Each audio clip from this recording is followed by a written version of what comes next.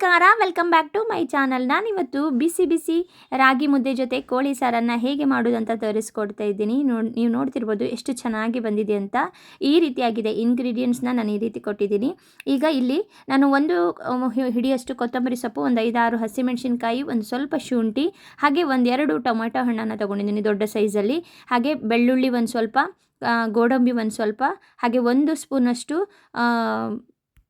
ಗಸಗಸೆ, ಹಾಗೆ 1 ಸ್ಪೂನು ಕೊತ್ತಂಬರಿ ಪುಡಿ, ಹಾಗೆ 2 ಸ್ಪೂನು ಕಾಳುಮೆಣಸಿನ ಪುಡಿ, ಅರ್ಧ ಸ್ಪೂನಷ್ಟು ಜೀರಿಗೆ, ಹಾಗೆ ಚಕ್ಕೆಯನ್ನು ಸ್ವಲ್ಪ ತೊಗೊಂಡಿದ್ದೀನಿ. ಇದೆಲ್ಲವನ್ನು ನಾವು ರುಬ್ಕೊಳ್ಳಿಕ್ಕೆ ಹಾಕೋಬೇಕು. ಹಾಗೆ ನಾನಿಲ್ಲಿ ಒಂದು 3 ನೀರುಳ್ಳಿಯನ್ನು ತೊಗೊಂಡಿದ್ದೀನಿ, ಉದ್ದುದ್ದಿಗೆ ಕಟ್ ಮಾಡಿಕೊಂಡು. ಹಾಗೆ ಇಲ್ಲಿ ಕೊಬ್ಬರಿಯನ್ನು ತೊಗೊಂಡಿದ್ದೀನಿ, ಹಸಿ ಕಾಯೆಲ್ಲ ಕೊಬ್ಬರಿಯನ್ನು ತೊಗೊಂಡು ಮಾಡುವಂಥದ್ದು ತುಂಬ ರುಚಿಯಾಗಿ ಬರ್ತದೆ. ಈ ಚಿಕನ್ ಸಾರೇನಿದೆ ತುಂಬ ಚೆನ್ನಾಗಿ ಬರ್ತದೆ. ನಾನಿಲ್ಲಿ ಒಂದೂವರೆ ಈರುಳ್ಳಿಯನ್ನು ಸಾರಿಗೆ ಹಾಕಲಿಕ್ಕೆ, ಅಂದರೆ ಚಿಕನ್ ಜೊತೆ ಬೇಯಲಿಕ್ಕೆ ಹಾಕಲಿಕ್ಕೆ, ಹಾಗೆ 1 ರುಬ್ಲಿಕ್ಕೆ ಹಾಕಿದ್ದೀನಿ. ಹಾಗೆ ಉಳಿದಂಥ ಎಲ್ಲ ಇಂಗ್ರೀಡಿಯೆಂಟ್ನ ಒಟ್ಟಿಗೆ ಹಾಕ್ಕೊಂಡು ರುಬ್ಕೊಳ್ಳುವಂಥದ್ದು. ಚೆನ್ನಾಗಿ ರುಬ್ಕೋಬೇಕು, ಇದು ನುಣ್ಣಗಾಗಬೇಕು. ಹಾಗೆ ನಾನಿಲ್ಲಿ ಸ್ವಲ್ಪ ಪುದೀನವನ್ನು ತೊಗೊಂಡಿದ್ದೀನಿ. ಅದ್ರ ಜೊತೆ ನಾನೇನಿದೆ ಇದನ್ನು ತೊಗೊಂಡು, ಕೊಬ್ಬರಿಯನ್ನು ತೊಗೊಂಡು ಚೆನ್ನಾಗಿ ರುಬ್ಕೋಬೇಕು. ಅಂದರೆ ನುಣ್ಣಗಾಗಬೇಕು. ಇದು ಎಷ್ಟು ನುಣ್ಣಗಾಗುತ್ತೆ ಅಷ್ಟೇ ಚೆನ್ನಾಗಿ ಬರ್ತದೆ ಸಾರು. ನಾನಿಲ್ಲಿ 2 ಸ್ಪೂನು ಅಷ್ಟು ತೆಂಗಿನೆಣ್ಣೆಯನ್ನು ಹಾಕ್ಕೊಂಡು ಆ ಉಳಿದಂತಹ ಈರುಳ್ಳಿಯನ್ನು ಹಾಕಿ ಫ್ರೈ ಮಾಡ್ತಾಯಿದ್ದೀನಿ. ಚೆನ್ನಾಗಿ ಫ್ರೈ ಮಾಡ್ಕೋಬೇಕು. ಈರುಳ್ಳಿ ಎಷ್ಟು ಚೆನ್ನಾಗಿ ಫ್ರೈ ಆಗ್ತದೆ ಅಷ್ಟು ಚೆನ್ನಾಗಿ ಚಿಕನ್ ಸಾರು ಚೆನ್ನಾಗಿ ಬರ್ತದೆ.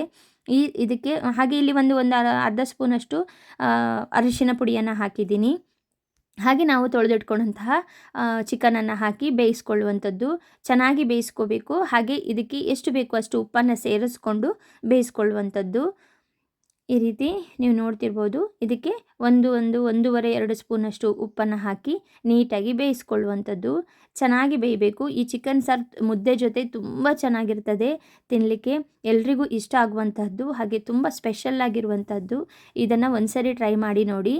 ಹಾಗೆ ನೀವು ನೋಡ್ತಿರ್ಬೋದು ಎಷ್ಟು ಚೆನ್ನಾಗಿ ಬಂದಿದೆ. ನಾವಿಲ್ಲಿ ಏನು ರುಬ್ಬಿಟ್ಕೊಂಡಿದ್ದೀವಲ್ಲ ಆ ಮಿಶ್ರಣವನ್ನು ಚೆನ್ನಾಗಿ ಫ್ರೈ ಮಾಡ್ಕೋಬೇಕು. ಅಂದರೆ ಅದರ ಹಸಿ ವಾಸನೆ ಎಲ್ಲ ಹೋಗಬೇಕು. ಇವಾಗ ಏನು ಮಾಡ್ತೀರಾ, ಫಸ್ಟಿಗೆ ಫ್ರೈ ಮಾಡಿಕೊಂಡು ರುಬ್ಕೊಳ್ಳುವಂಥದ್ದು. ಅದಕ್ಕಿಂತನೂ ಈ ರೀತಿಯಾಗಿ ಮಾಡಿಕೊಂಡ್ರೆ ತುಂಬ ಚೆನ್ನಾಗಿ ಬರ್ತದೆ ಮಸಾಲೆ. ಅದರ ಘಮ ಏನಿದೆ ತುಂಬ ಚೆನ್ನಾಗಿ ಬರ್ತದೆ. ನಾವಿಲ್ಲಿ ಚೆನ್ನಾಗಿ ಅದನ್ನು ಫ್ರೈ ಮಾಡಿಕೊಂಡು ಬೇಯಿಸ್ಕೊಂಡಂತಹ ಚಿಕನ್ಗೆ ಸೇರಿಸ್ಕೊಂಡು ಕುದಿಸ್ಕೊಳ್ಳುವಂಥದ್ದು. ಇಷ್ಟೇ, ತುಂಬ ಸಿಂಪಲ್ಲಾಗಿ ಮಾಡುವಂತಹ ಚಿಕನ್ ರೆಸಿಪಿ ಇದು. ಹಾಗೆ ತುಂಬ ಟೇಸ್ಟಿಯಾಗಿ ಕೂಡ ಬರ್ತದೆ. ರಾಗಿ ಮುದ್ದೆ ಜೊತೆ ಅಂತೂ ತುಂಬ ಚೆನ್ನಾಗಿರ್ತದೆ. ಇದರ ಕಾಂಬಿನೇಷನ್ ಏನಿದೆ ತುಂಬ ಚೆನ್ನಾಗಿ ಬರ್ತದೆ. ಒಂದ್ಸರಿ ಟ್ರೈ ಮಾಡಿ ನೋಡಿ. ಯಾರೆಲ್ಲ ನನ್ನ ಚಾನಲ್ನ ಸಬ್ಸ್ಕ್ರೈಬ್ ಮಾಡದೆ ನೋಡ್ತಿದ್ದೀರಾ ದಯವಿಟ್ಟು ಸಬ್ಸ್ಕ್ರೈಬ್ ಮಾಡ್ಕೊಂಡು ನೋಡಿ.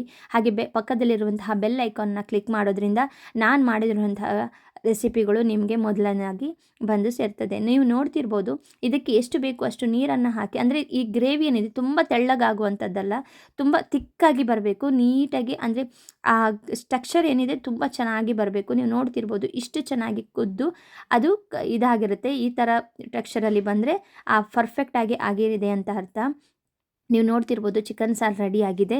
ನಾನೀಗ ರಾಗಿ ಮುದ್ದೆಯನ್ನು ಮಾಡ್ಕೊಳ್ಳಿಕ್ಕೆ ಒಂದು ದಪ್ಪ ತಳದ ಪಾತ್ರೆಯನ್ನು ತೊಗೊಂಡಿದ್ದೀನಿ. ಅದಕ್ಕೆ ನಾನೀಗ 1 ಲೋಟ ರಾಗಿ ಮುದ್ದೆಯನ್ನು ಮಾಡೋಕ್ಕೆ 2 ಲೋಟ ನೀರನ್ನು ತೊಗೊಂಡಿದ್ದೀನಿ.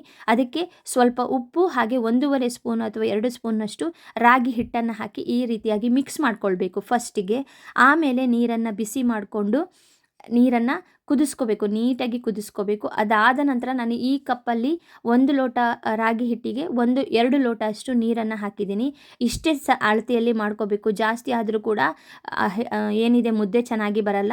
ಆಮೇಲೆ ಆ ಹಿಟ್ಟನ್ನು ಅದರ ಮೇಲೆ ನೀರು ಕುದ್ದು ಬಂದ ಮೇಲೆ ಹಿಟ್ಟನ್ನು ಹಾಕ್ಕೊಂಡು ಈ ರೀತಿಯಾಗಿ ಕಲಿಸ್ಕೊಳ್ಳುವಂಥದ್ದು. ನಾವು ಒಂದು 15 ನಿಮಿಷಗಳ ಕಾಲ ಆದರೂ ಇದನ್ನು ಈ ರೀತಿ ಸಣ್ಣ ಉರಿಯಲ್ಲಿ ಬೇಯಿಸ್ಕೋಬೇಕು.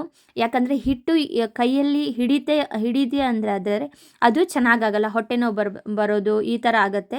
ಅದಕ್ಕೆ ಹಿಟ್ಟನ್ನು ಚೆನ್ನಾಗಿ ಬೇಯಿಸ್ಕೋಬೇಕು. ಎಷ್ಟು ನೀಟಾಗಿ ಸಣ್ಣ ಉರಿಯಲ್ಲಿ ನೀವು ಬೇಯಿಸ್ಕೋತೀರ ಅಷ್ಟು ಚೆನ್ನಾಗಿ ಈ ರಾಗಿ ಮುದ್ದೆ ಬರ್ತದೆ. ಇದಕ್ಕೆ ನಾವು ಈ ರೀತಿಯಾಗಿ ನೀಟಾಗಿ ತಿರುಗಿ ಹಾಕ್ಕೊಳ್ತಾ ಇರಬೇಕು ನೀಟಾಗಿ. ಅಂದರೆ ಮತ್ತು ಈ ರಾಗಿ ಮುದ್ದೆ ಏನಿದೆ ನಾವು ಇದಕ್ಕೆ ಸ್ವಲ್ಪ ತುಪ್ಪವನ್ನು ಸೇರಿಸ್ಕೊಳ್ಳೋದ್ರಿಂದ ತುಂಬ ಶೈನಾಗಿ ಚೆನ್ನಾಗಿ ಬರ್ತದೆ. ತುಪ್ಪವನ್ನು 1 ಅಥವಾ 2 ಸ್ಪೂನು ತುಪ್ಪವನ್ನು ಸೇರಿಸ್ಕೊಂಡು ಈ ರಾಗಿ ಮುದ್ದೆಯನ್ನು ಮಾಡಿಕೊಳ್ಳುವಂಥದ್ದು ತುಂಬ ಚೆನ್ನಾಗಿರುತ್ತೆ. ಈ ಚಿಕನ್ ಗ್ರೇವಿ ಜೊತೆ ಏನು ಸಾರು ಮಾಡಿದ್ದೀವಿ ಅದ್ರ ಜೊತೆ ಈ ರಾಗಿ ಮುದ್ದೆಯ ಕಾಂಬಿನೇಷನ್ ತುಂಬಾ ಚೆನ್ನಾಗಿರುತ್ತೆ. ಒಂದು ಸರಿ ನೀವು ಟ್ರೈ ಮಾಡಿ ನೋಡಿ. ನೀವು ನೋಡ್ತಿರ್ಬೋದು ಈ ರೀತಿಯಾಗಿ ಬಂದಿದೆ ಇದು. ಇದನ್ನು ಇನ್ನೊಂದು 2-3 ನಿಮಿಷಗಳ ಕಾಲ ಈ ಥರ ಇದು ಮಾಡಿಕೊಂಡ್ರೆ ರಾಗಿ ಮುದ್ದೆ ರೆಡಿ ಆಗ್ತದೆ. ತುಂಬ ಚೆನ್ನಾಗಿರ್ತದೆ.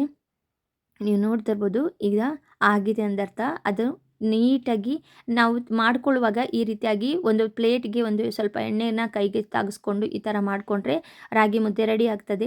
ನನ್ನ ತಿಕ್ಕಿರುವಂತಹ ಅದನ್ನು ಸರಿಯಾಗಿ ನಾದ್ಕೊಂಡು ಮಾಡ್ಕೊಳ್ಬೇಕು. ಆ ವಿಡಿಯೋ ಸ್ಕಿಪ್ ಆಗಿದೆ. ನೀವು ನೋಡ್ತಿರ್ಬೋದು ಎಷ್ಟು ಚೆನ್ನಾಗಿ ಮುದ್ದೆ ರೆಡಿಯಾಗಿದೆ. ಒಂಚೂರು ಕೈಗೆ ಅಂಟ್ಕೊಳ್ತಾ ಇಲ್ಲ. ಅಷ್ಟು ಚೆನ್ನಾಗಿ ರೆಡಿಯಾಗಿದೆ. ನಾನಿಲ್ಲಿ ಮಾಡಿಟ್ಕೊಂಡಂತಹ ಚಿಕನನ್ನು ಗ್ರೇವಿಯನ್ನು ಹಾಕ್ಕೊಂಡು ಸರ್ವ್ ಮಾಡ್ತಾ ಇದ್ದೀನಿ. ತುಂಬ ಚೆನ್ನಾಗಿ ಬಂದಿದೆ. ಒಂದು ಸರಿ ಟ್ರೈ ಮಾಡಿ ನೋಡಿ. ಈ ಚಿಕನ್ ರೆಸಿಪಿ ಏನಿದೆ ಒಂದು ಸರಿ ಟ್ರೈ ಮಾಡಿ ಹೇಗೆ ಆಗಿದೆ ಅಂತ ನನಗೆ ತಿಳಿಸಿ. ನೀವು ನೋಡ್ತಿರ್ಬೋದು ಎಷ್ಟು ಚೆನ್ನಾಗಿ ಕಾಣಿಸ್ತಿದೆ ಅಂತ. ಟೇಸ್ಟ್ ಕೂಡ ಹಾಗೆ ತುಂಬ ರುಚಿಯಾಗಿ ಬಂದಿದೆ. ಮುದ್ದೆ ಕೂಡ ಹಾಗೆ ಎಲ್ಲಿಯೂ ಕೂಡ ಕೈಗೆ ಅಂಟ್ಕೊಳ್ಳಲ್ಲ, ಅಷ್ಟು ಚೆನ್ನಾಗಿ ಬಂದಿದೆ. ಈ ರೀತಿಯ ರೆಸಿಪಿಗಳಿಗಾಗಿ ನನ್ನ ಚಾನಲನ್ನು ಸಬ್ಸ್ಕ್ರೈಬ್ ಮಾಡೋದನ್ನು ಮರಿಬೇಡಿ. ಹಾಗೆ ಇನ್ಸ್ಟಾದಲ್ಲಿ ಕೂಡ ನನ್ನ ಮಿಲಿ ಕಿಚನ್ಸ್ ಆ್ಯಂಡ್ ಬ್ಲಾಗ್ಸ್ನ ಫಾಲೋ ಮಾಡೋದನ್ನ ಮರಿಬೇಡಿ. Thanks for watching.